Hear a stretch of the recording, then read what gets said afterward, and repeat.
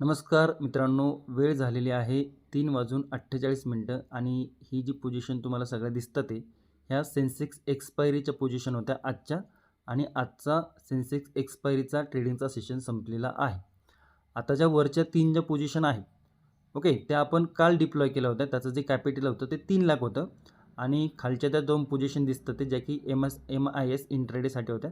त्या पण हेजिंग करूनच होत्या. त्याच्यामध्ये काहीसं आपल्याला 5-1 हजार प्रॉफिट बघायला मिळालं.